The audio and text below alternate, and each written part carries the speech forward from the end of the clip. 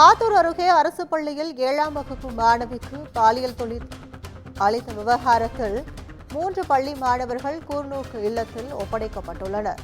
இந்த சம்பவம் தொடர்பாக இந்த குற்றத்தை மறைக்க முயன்றதாக தலைமை ஆசிரியர் முத்துராமனை பணியிடை மாற்றம் செய்து முதன்மை கல்வி அலுவலர் உத்தரவு பிறப்பித்துள்ளதை அண்மை செய்தியாக பார்த்து வருகிறோம்.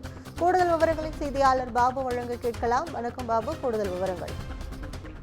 சேலம் மாவட்டம் ஆத்தூர் அருகே உள்ள அரசு மேல்நிலைப் பள்ளியில் 7ஆம் வகுப்பு படிக்கும் மாணவிக்கு அதே பள்ளியைச் சேர்ந்த 11ஆம் வகுப்பு மாணவர்கள் 3 பேர் கடந்த சில நாட்களுக்கு முன்பாக கூட்டாக சேர்ந்து பாலியல் தொந்தரவு செய்துள்ளனர். இந்நிலையில் 3 மாணவர்களும் கைது செய்த போலீசார் கூர்நோக்கு இல்லத்தில் ஒப்படைக்கப்பட்டனர். இந்த தகவலை மறைத்ததாக அதே பள்ளியைச் சேர்ந்த தலைமை ஆசிரியர் உட்பட 3 ஆசிரியர்கள் கைது செய்யப்பட்ட நிலையில் அவர்களுக்கு நீதிமன்றத்தில் ஜாமீனும் பெற்றனர்.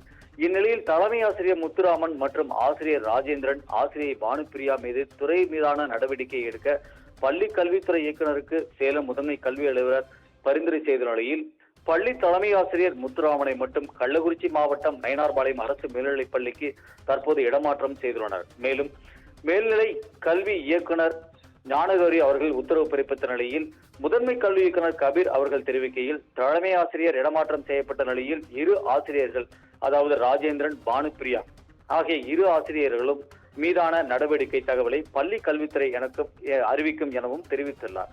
தற்போது பாலியல் விவகாரத்தில் தலைமை ஆசிரியர் இடமாற்றம் செய்யப்பட்ட சம்பவம் தற்போது பரபரப்பையும் ஏற்படுத்தி வருகிறது. கற்பகம்.